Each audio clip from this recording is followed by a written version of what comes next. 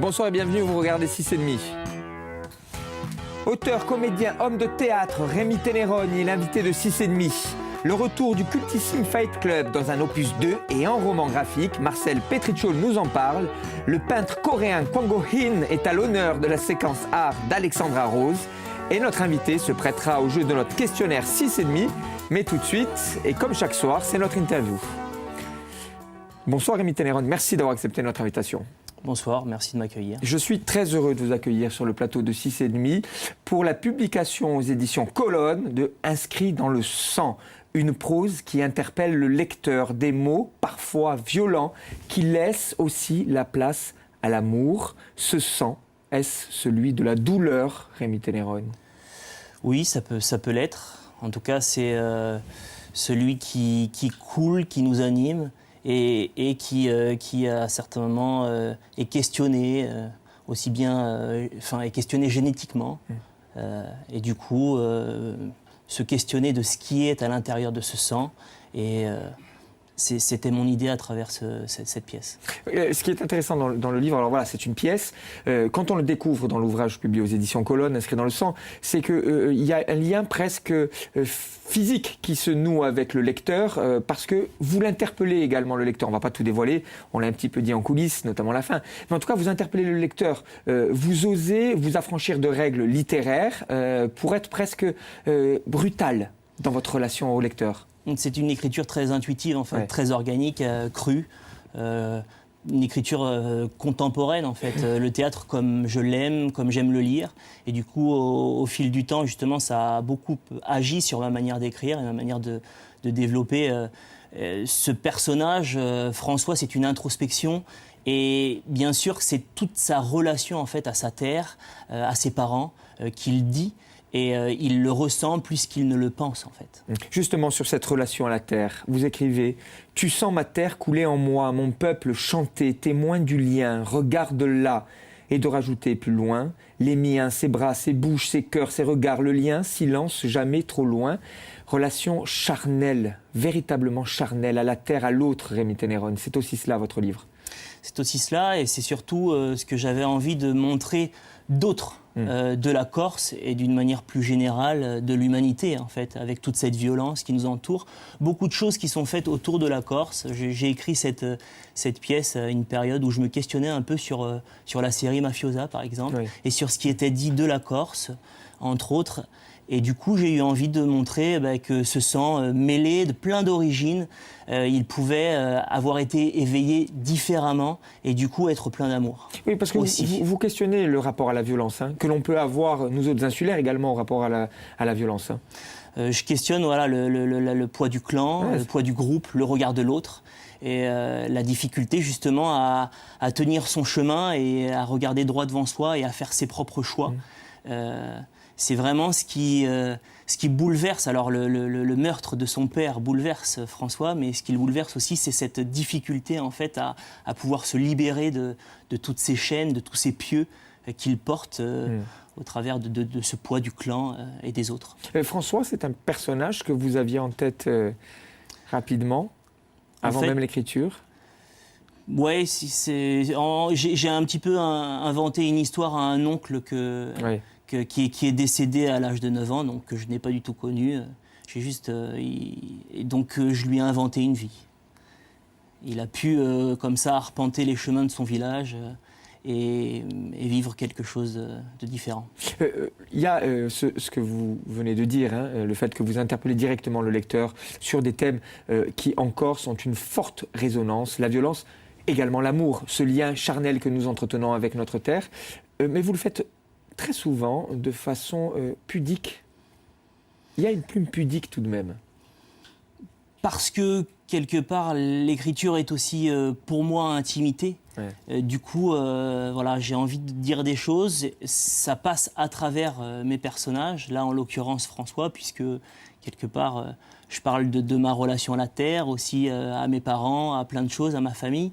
Et du coup, voilà, c'est à la fois se dévoiler, mais garder le rempart des mots. Qu'est-ce qu'il y a de vous en François? il y a plein de choses de moi en François. Moi, je suis né sur le continent, je suis né à Nantes, et j'ai toujours connu la terre justement dans cet exil, et cette force des odeurs, de ce que je retrouvais quand je revenais, ces souvenirs d'été, d'enfance, du village. Et du coup, il porte tout l'amour que j'ai pour cette terre, en fait, et de choses qui m'animent profondément. C'est comme j'écris beaucoup, alors on l'a dit de manière intuitive, mais j'écris aussi beaucoup à voix haute et en écoutant aussi des chants corses. Je l'espère, cette pièce sera montée. Ça fait partie de mes influences, ça fait partie de ce qui m'aide à justement imager mon écriture, puisque si je me sens à l'intérieur de ça, les mots viennent. La Corse, vous la vivez aujourd'hui en exil ? Alors maintenant je suis passé de Nantes à Marseille, donc j'ai plus que la mer à passer et j'y suis régulièrement. Mais ouais, je sais pas si... c'est vrai que j'écris même plus facilement la Corse lorsque je ne suis pas sur le territoire. Parce qu'il y a cet appel constant et ça me permet peut-être d'être à un certain moment... De pouvoir la dire, la raconter à ma façon. Racontez la Corse à votre façon. Vous écrivez également ce qui est inscrit dans mon sang, rouge, vif, espagnol, mort, italien, français de Corse, c'est l'amour et rien d'autre. Ben voilà, je pense que aujourd'hui, on est des citoyens du monde. J'ai vu une étude qui a été faite justement sur des personnes qui se pensaient d'un lieu ou d'un autre précisément, et puis quand on fait des tests ADN, on regarde un petit peu leur sang, ils sont d'un peu partout. C'est aussi ça en fait. Je pense que c'est clivage, et c'est pour ça que certes c'est une pièce qui peut parler en terre de Corse, mais voilà, elle s'adresse à l'ensemble de l'humanité, quoi. C'est aussi une vraie volonté de parler, d'aborder ça et de dire qu'il n'y a pas de gêne de la violence, en fait. Ça n'existe pas. C'est un texte qui voyage, qui interpelle les consciences, inscrit dans le sang de Rémi Ténéronne aux éditions Colonne. C'est fortement recommandé par toute l'équipe de 6,5. C'est le moment d'accueillir le libraire de l'émission, Marcel Petriccioli. Bonsoir mon cher Marcel. Nous allons encore avec vous questionner la violence avec le retour du cultissime ouvrage Fight Club, toujours signé Chuck Palahniuk, mais avec également Cameron Stewart, car il s'agit d'un roman graphique aux éditions Super 8. Oui, et je tiens à préciser, il a voulu d'entrée faire une bande dessinée. Hors de question de faire un roman, il a de suite pensé comme une bande dessinée. Alors voilà, on va quand même enfreindre la première règle du Fight Club, qui est la première règle. Ne pas parler du Fight Club. Il est interdit de parler du Fight Club. Et même la deuxième, il est interdit de parler du Fight Club. Donc on retrouve les mêmes personnages 10 ans après, pile 10 ans après la fin de Fight Club. Il y a Marla et il y a Sébastien. Sébastien, qui se fait, voilà, c'était le narrateur qu'on appelle maintenant Sébastien. Ils sont mariés, ils ont une maison, ils ont un enfant, Junior, qui s'intéresse à des choses qui ne sont pas vraiment de son âge, puis ils sont englués dans une espèce de petite vie bourgeoise, mais alors absolument minable. Voilà, Sébastien est guéri, enfin guéri, pas vraiment, on va dire qu'il est contenu, plutôt. Il se bourre de pilules, il n'arrête pas, antipsychotique, enfin bon, c'est des tonnes de pilules, c'est presque un zombie. Tout ça, pourquoi ? Pour que Tyler Durden, bien sûr, ne revienne pas, ne ressurgisse pas. C'est logique. Alors Marla, elle s'ennuie. Elle fait ce qu'elle peut, elle participe à des groupes de parole plutôt bizarres. Mais voilà, elle supporte plus cette vie, elle supporte plus ce qu'est devenu Sébastien. Alors qu'est-ce qu'elle fait ? Elle va tout simplement remplacer ses pilules par des placebos, afin que Tyler ressurgisse, qu'il mette un petit peu de vie, un petit peu de bordel dans cette existence vraiment morte. Vous voyez, le bordel, il va le foutre. Mais partout dans le monde. Il revient, effectivement. Voilà, c'est du Palahniuk. Plus violent, paraît-il. C'est plus violent. Mais j'ai commencé par les graphiques, par le dessin. On voit les planches, là, voilà. Quelques planches. C'est magnifique, c'est inventif, expressif, c'est super judicieux. Vous le voyez, le trait, il est vraiment fin et précis. C'en est impressionnant à tel point que toutes les scènes d'action qui sont vraiment denses et dynamiques sont d'une lisibilité vraiment parfaite. Regardez aussi, il y a des détails à chaque planche. Sur tous les arrière-plans, il y a pratiquement des détails. C'est un travail remarquable et surtout la construction et le découpage. Vous allez voir à quel point ça joue sur l'intrigue. Fabuleux, vraiment fabuleux. Il y a un soin énorme qui a été apporté à ça. C'est vraiment une très grande réussite. Marcel, excusez-moi, mais on voit, alors il y a le découpage, le séquençage habituel, mais et puis par-dessus, il y a comme une couche supplémentaire. Oui, il y a une couche, et puis de temps en temps, vous allez voir, il y a des pilules, des pétales de fleurs tout à l'heure. qui cachent le scénario, qui cachent les dialogues. C'est fait exprès pour un peu nous embrouiller. Donc vraiment, il y a un travail remarquable. Je le redis, la mise en page, on sent que ça a été pensé comme une bande dessinée. C'est pas une adaptation. Là, ça se sent vraiment. On va parler du scénario, la nuit, bien sûr. Ça a gardé tout l'esprit corrosif du premier Fight Club. Ça, il n'y a aucun souci. Vous pouvez pas en être autrement. Regardez la tête qu'ils ont quand même. Ça fait peur. Ah oui. Falanouk est au milieu. Cameron Stewart à droite et David Mack. David Mack qui a fait les couleurs. Alors on retrouve toutes les choses, toutes les situations qui nous ont vraiment séduites dans Fight Club. Je vous rassure, la violence, le sexe, la drogue et les manipulations sont de retour. Il n'y a aucun souci. C'est un récit qui ne se refuse rien, qui s'autorise tout. Palahniuk fait ce qu'il veut, il dit ce qu'il veut pendant tout le bouquin. Le rythme est absolument effréné, ça n'arrête pas du début à la fin, à tel point que c'est parfois un petit peu difficile à suivre. Par exemple, il y a l'absurde de certaines situations, il y a l'éclatement des intrigues, il y a des intrigues qui partent dans tous les sens. Il y a un jeu d'ellipse narrative, il faut suivre. Il y a Palahniuk qui intervient lui-même dans la BD. À un moment donné, il dit j'arrive pas à finir ce putain de bouquin. Carrément. Donc, des fois, c'est un peu confus, il faut vraiment s'accrocher pour comprendre. Après, je vais faire 2 petites critiques. Il veut parfois trop en faire. C'est sans reproche. Il y a vraiment, par moments, une surenchère de situation. On n'arrive plus à suivre. Il joue un petit peu trop avec nous, lecteurs. Il y a plein de fausses pistes. Et à un moment donné, on s'y perd un peu. On est un peu perdu. Il y a une très belle relation père-fils. D'ailleurs, le gamin s'appelle Junior. Il n'y a pas de nom, comme le père dans le premier. Hein. Mais je dirais que c'est la seule nouveauté. On aurait aimé qu'il y en ait plus. Le premier, c'était, on se prenait un uppercut dans la gueule qui nous laissait KO. Là, on se prend un petit coup droit. On n'est pas compté, mais presque. Voilà, c'est les seuls petits reproches que je fais au bouquin. Sinon, c'est drôle, c'est malin, c'est quand même enthousiasmant, c'est complètement barré. Hein. On ne peut pas en être autrement. C'est superbement dessiné. Voilà. Il aurait aimé aller plus loin. Un peu plus il loin. peut aller plus loin. On a l'impression qu'il s'est freiné pour peut-être pouvoir plaire à plus de monde. Je ne sais pas. C'est bizarre. Mais justement, quand j'ai eu le programme justement de l'émission, j'ai regardé et j'ai trouvé quelques planches. On parlait d'organique, il y a vraiment un rapport aussi à la chair, et ça donne envie. Donc qui ne suit pas forcément. Et puis la BD, c'est pas forcément quelque chose qui m'intéresse, même s'il faudrait s'intéresser à tout. Je préfère et je lis surtout du théâtre. J'ai du mal à lire autre chose, mais c'est vrai que ça donne envie. Non, ça donne envie. Et puis, il ne faut pas se focaliser sur la violence. Parce que justement, vous allez voir, au niveau des couleurs et au niveau du dessin, parfois, ça fait penser à du cartoon. Ça atténue cette violence et ce cynisme qu'il y a dans le bouquin. Et est-ce qu'il y aura une adaptation cinématographique ? Il y a des rumeurs, comme quoi certains David Fincher se seraient penchés dessus. Mais il n'y a rien qui est signé pour l'instant. Le dernier, Chuck Palahniuk en roman graphique, Fight Club Opus 2, c'est le choix de notre libraire du soir, Marcel Petrichol. Merci beaucoup, mon cher Marcel. Avant d'accueillir Alexandra Rose pour sa séquence art, quelques mots sur votre compagnie Incendie qui défend l'idée de l'engagement. Hein. Oui, qui défend l'idée de l'engagement. Donc Incendie, qui parle à 100. Je ne peux pas parler de la compagnie sans parler de Frank Giacomini, qui a fondé la compagnie avec moi, Eva Lorenz, comédienne, et Nicolas Duro. C'était obligé. Oui, une vraie volonté alors, c'est du théâtre contemporain qu'on propose, mais une vraie volonté de positionnement, de dire des choses. Je les ai citées, ces personnes aussi, parce que c'est les premières qui ont pu faire confiance à mon écriture, dans le sens où nous montons mes textes.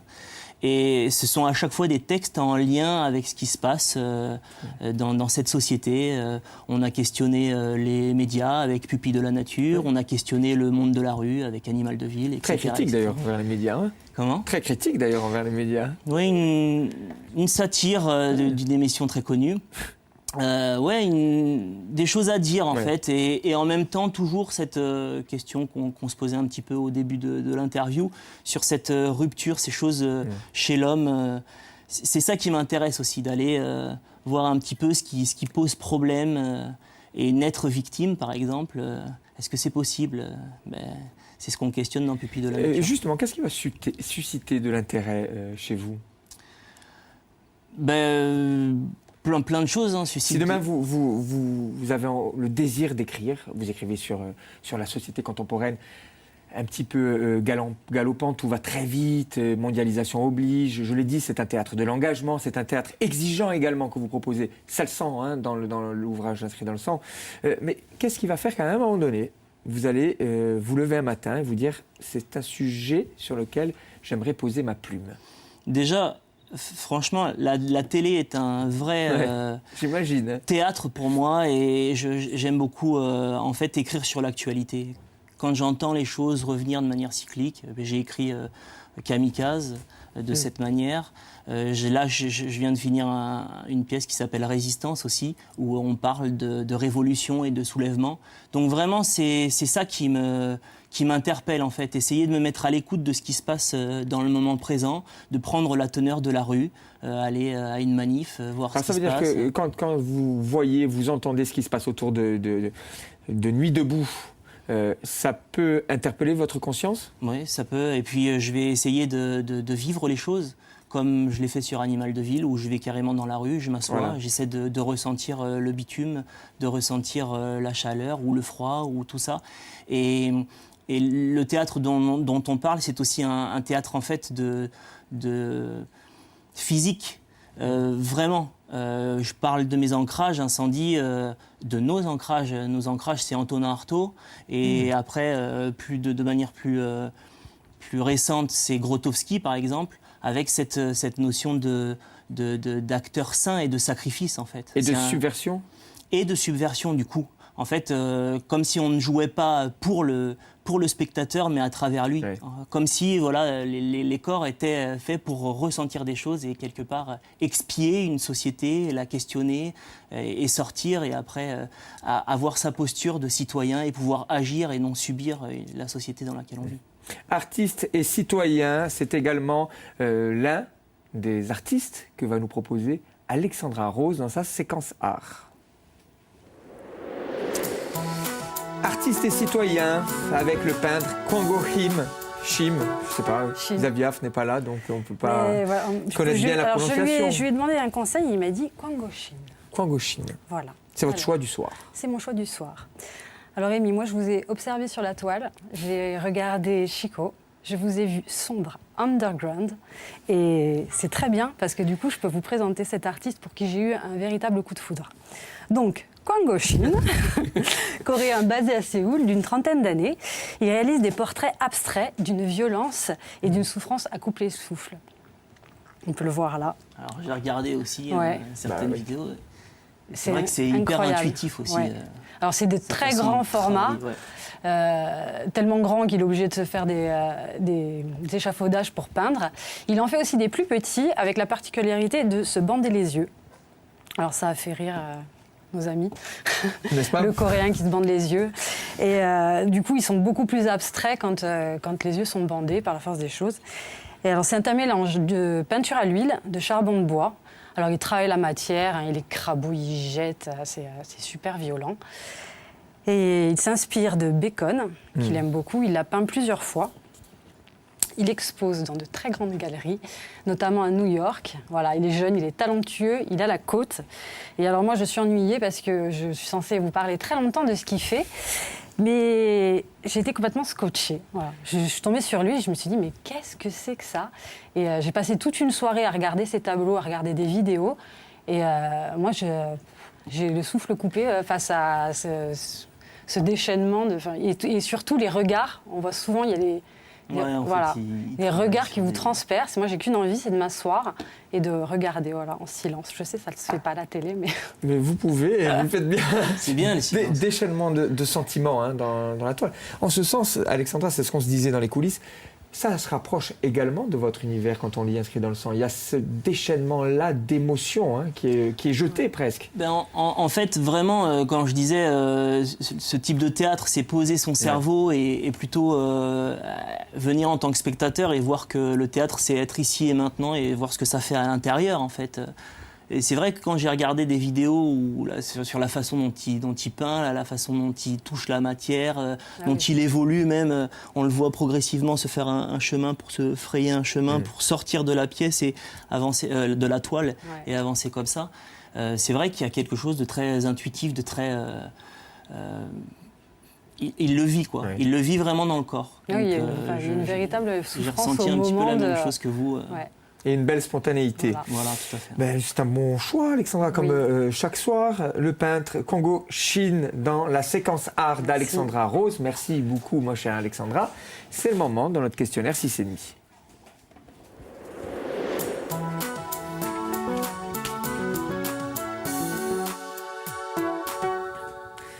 C'est l'une des règles de cette émission. Nous terminons généralement par le questionnaire 6,5.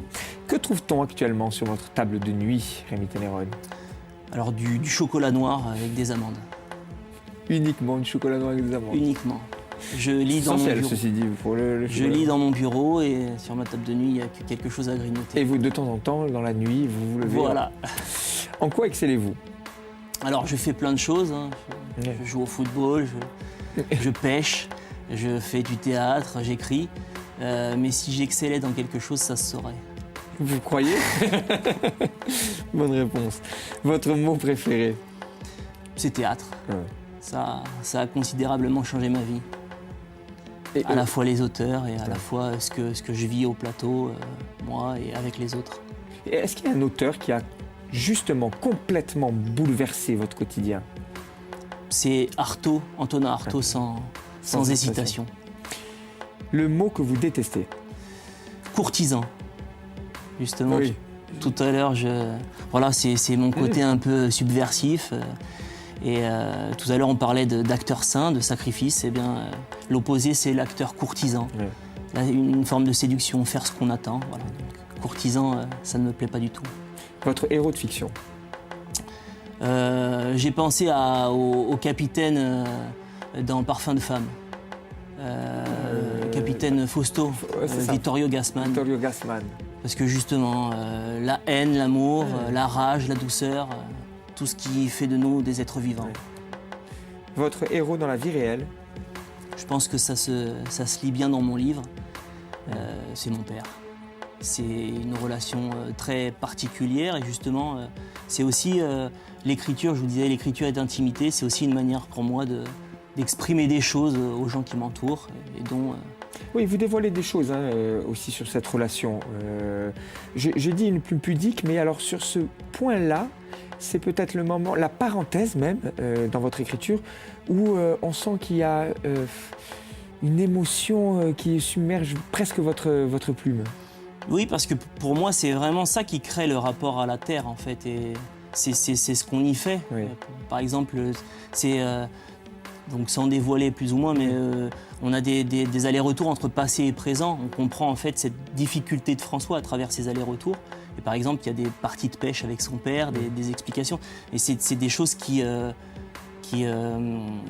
permettent de devenir homme, je pense, au travers de cette relation, au travers de ce qui est appris, enseigné. Donc ouais, vraiment... Oui. Votre lieu ou paysage préféré? Justement, c'est le petit fleuve qui passe dans mon village à Kyo, où je me sens vraiment bien. Vous l'évoquez beaucoup, le village. Il y a 2-3 endroits où je dois forcément aller très régulièrement pour me couper un peu du monde. Et enfin, si Dieu existe, qu'aimeriez-vous l'entendre vous dire après votre mort le plus tard possible, Rémi Ténéron? Je pense qu'il pourrait même ne pas parler, Vous savez- juste frapper 3 coups. Et ça Comme au ouvrirait théâtre. sur autre chose. Merci pour les réponses à ce questionnaire 6,5. Je rappelle, inscrit dans le sang aux éditions Colonne, assez fortement recommandé par toute l'équipe de 6,5.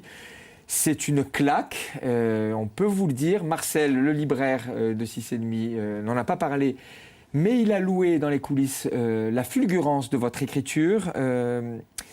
La subversion, on en a un petit peu parlé, mais la subversion, elle est aussi très présente dans Inscrit dans le sang. Elle est présente dans votre relation au quotidien, aux arts, au théâtre. C'est un viatique pour vous. C'est voilà, une vraie volonté de positionnement du théâtre. Oui, il existe plein de formes de théâtre, le théâtre de divertissement, etc. etc. Mais on parlait d'Antonin Artaud, voilà, il y a une éducation aussi aux spectateurs et une vraie volonté pour nous de donner quelque chose à voir qui qui laisse toute sa place justement au spectateur ou au lecteur. On parlait de 2 possibilités à la fin d'un script. Voilà. Après, à chacun de tracer son chemin. Mais le théâtre est surtout aujourd'hui, avec tout ce qui peut se passer, toute cette violence qu'il y a, je pense vraiment que c'est la culture qui a joué son rôle, en fait, qui peut permettre aux gens de devenir un peu plus curieux les uns des autres. Oui, on disait que le lecteur était aussi libre dans l'ouvrage, parce que vous l'interpellez. Il y a la question du libre arbitre qui est également posée, notamment en toute fin du livre, en toute fin du texte. Mais ça, on vous laisse le découvrir, on ne va pas trop en raconter. Merci beaucoup Rémi Ténéron d'avoir accepté notre invitation. Merci beaucoup à vous de m'avoir reçu. Un grand plaisir pour moi. Plaisir partagé. Merci à vous de nous avoir suivis. Vous avez rendez-vous avec votre Corsica Zère et je vous dis à très vite sur France 3 Corse via Stella, évidemment.